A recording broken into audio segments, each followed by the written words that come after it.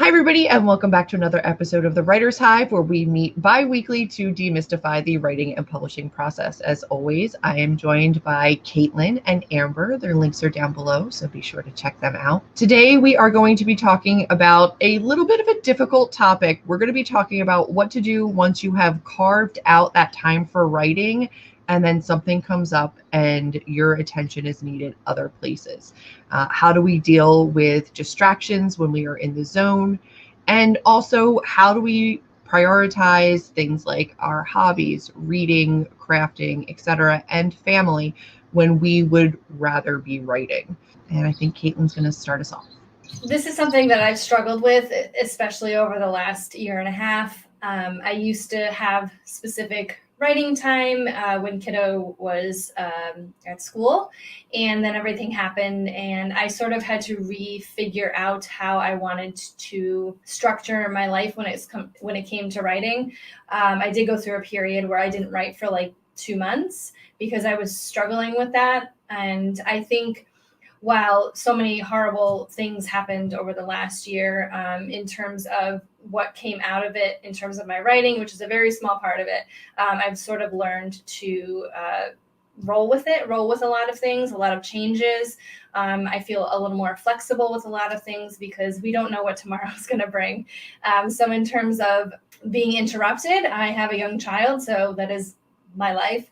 And sort of asking my family to be able to respect the time that I have for writing. So I do carve out my morning. I wake up before everyone else and I write from 5 to 7. I tried out for a little bit waking up at 4, writing from 4 to 7. And I sort of pulled back on that a little bit because I wasn't getting much sleep. Planning for me is a huge thing. I am a planner. So I try to plan out my week, plan out what things I want to be doing during that time. And I'll also plan out the night before. I only work on my writing Monday through Friday when I can help it because I reserve my weekends for family. And it was very difficult at first to do that because I felt like I was sacrificing a lot. I also think forward, and I think if I look back, what would I say was most important? And for me, at this season of my life, my family is very important, but also my writing is as well. So I just had to kind of figure out what sort of schedule I wanted and figure out everything else in between. And then when it comes to hobbies or reading, I don't have any hobbies. I think all of the time that I have that's extra is for my writing. Even though I am making this a career, it's also my hobby, if that makes sense. And I do feel really bad that I don't get to read as much as I used to. I used to read hundreds of books a year before I started publishing, and now I don't. And it's sad, and it makes me very sad. But to be able to get where I want in my career, I have to choose sometimes. And in the vein of scheduling, I will schedule out my reading time. So it may not be as much as I want to do, but it's still there. And I feel like if I prioritize it, it will happen. Yeah, I think that's how I'm figuring it out. I don't think I have any hard and fast schedule right now with it. So I kind of just go from week to week and just focus on one book at a time. Oh, that's another thing is I used to focus on multiple projects. I'm a quarterly planner. So I used to focus on multiple projects every quarter, but I've really scaled that down. And again, that's something else that makes me sad because I would love to be doing all of the things and publishing all of the books. But in this season, I can't do that. So focusing on one project, currently I'm focusing on a nonfiction project. And then when I'm done with that one, I will move on to the next one. And that has helped free me a little bit of this guilt that I have that I can't do 3 projects in a quarter and be with my family and work full time. So it's just something you have to look at realistically, and looking at a realistic schedule for yourself may help, but also know that you may not feel 100% about it, but if it's something that needs to get done to protect your mental health, protect your relationships, and hobbies, if you do have them, I wouldn't recommend stop doing something just so you can write. You have to sort of weigh the pros and cons of everything. That's all I have to say, I think. That's all I have. That's a lot. And it's difficult. I mean, Amber and I don't have husbands and children and people that we need to take care of at that level on a daily basis, because there's times where I resent, just needing to stand up to go get myself food. So it's a lot to kind of balance. Amber, any thoughts, feelings? Yeah, so I'm the kind of person that I call myself a hobby jumper. So I've had lots of hobbies over the years.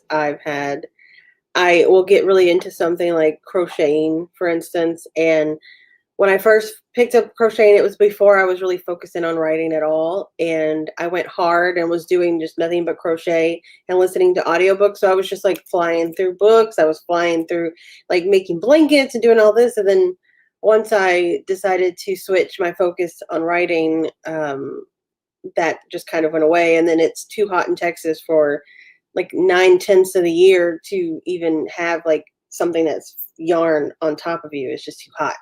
So that was like, I'm not like, who's going to buy scarves and hats in Texas? Nobody's going to buy them. So why am I making a bunch of scarves and hats? And it's just ridiculous. But at the beginning of the pandemic, I picked up diamond painting thanks to Julie because she wanted to try it. And I was like, I'll try it with you.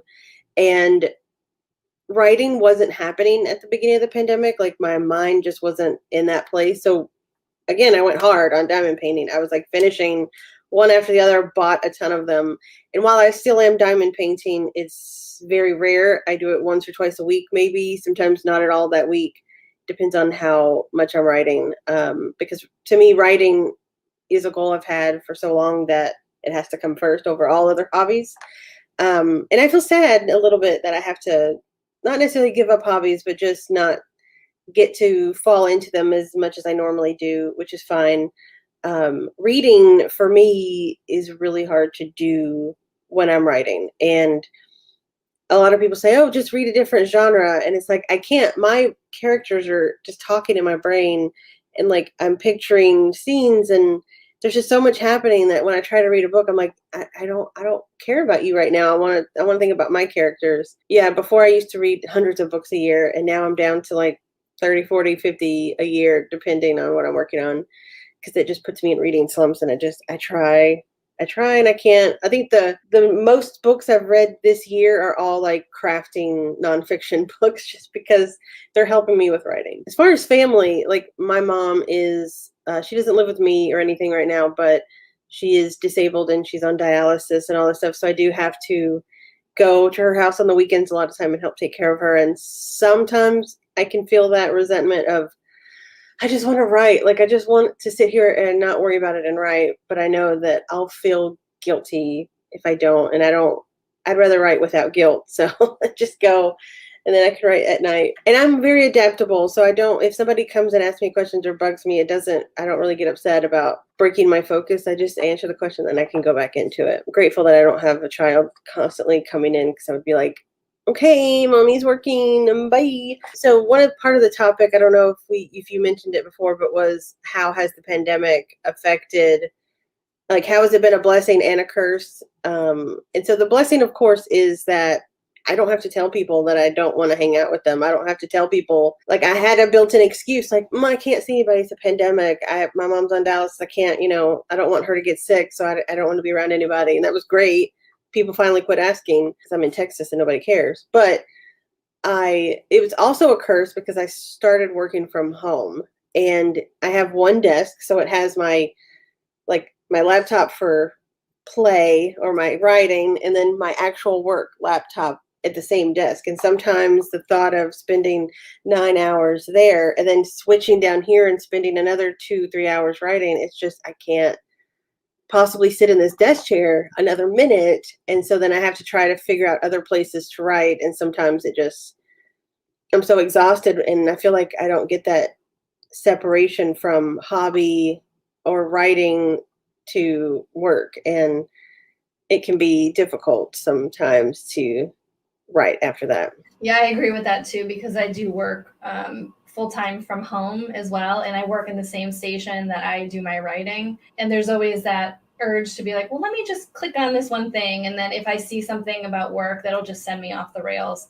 So I do have to find courage inside of me to like, don't click that. Just, you're not on work time. You're on writing time. So that can be a little bit of a struggle. I've continued to go to work during the pandemic, so my workspace in terms of writing is truly just like my writing workspace, or my crafting if I choose to be doing diamond painting or something like that. But if I come and I sit down at my desk, it really is just to write, because I do have to work outside of the house. I will say it's been difficult in terms of like not seeing my siblings and my parents and family like that. I absolutely miss that, but it has helped me set healthier boundaries on my time. I'm somebody who definitely gave of myself and my time a lot more freely. Saying no was not a very easy thing for me, and I've been able to set much healthier boundaries for myself because it was a healthy thing to do, right? Like, sorry, it's not safe for me to be out and about like that. I've definitely come on the other side of things now with my family being vaccinated and a lot of my friends being vaccinated and things starting to open up slowly and feeling a little bit safer. Also having a lot stronger boundaries with myself, my time, and what I truly want to be taken away from my work for. Because at this point, if I want writing to be a career and a supplemental income, and I want to make like a true go out of being an author, then I need to prioritize it, and it needs to be important to me that I maintain that time and that attention span for it. And my friends, my family completely understand that. But as things open up, I am definitely making a lot more time for my family, which feels for the first time like this is a choice as opposed to this is just something that I should be doing. From that standpoint, I've definitely gotten a lot better at setting those boundaries. No, I'm sorry, this needs to be this time, and this, needs to be that time. That feels good for me. It really does help me kind of claim this career path to say, I'm sorry, I can't do that. Whether it's a self-imposed deadline or whatever it might be, I have this time carved out. I have this goal. I have to accomplish this. And then I can go and do, XYZ. And for a little bit, it really was, well, I haven't seen this person in a year and a half. I should go take this time. And it's like, no, I'm past the point of wanting to say should. I don't have to do anything. If my priority right now is my writing, then I'm okay with my priority being my writing. Much like Amber and Katlyn, reading is difficult. And that makes BookTube, it makes different things that I've really, really enjoyed and still do enjoy very difficult to do. It's very hard to make BookTube content when you're not reading books. But I can't be reading the amount of books that I used to be reading if I want to be writing the books that I want the world to be reading. So there's a balance there. I have found time to read, I think, a little bit more than the two of you. I think I've read 2 books this month. It's a lot. It's a lot for me. I am trying to make sure that I set aside that time to engage in things that do bring me joy, and reading does still bring me joy. I'm getting a lot more selective about what I read. Before, I would throw just kind of anything in there. I was doing absurd Kindle Unlimited vlogs. I was, reading any and all suggested books.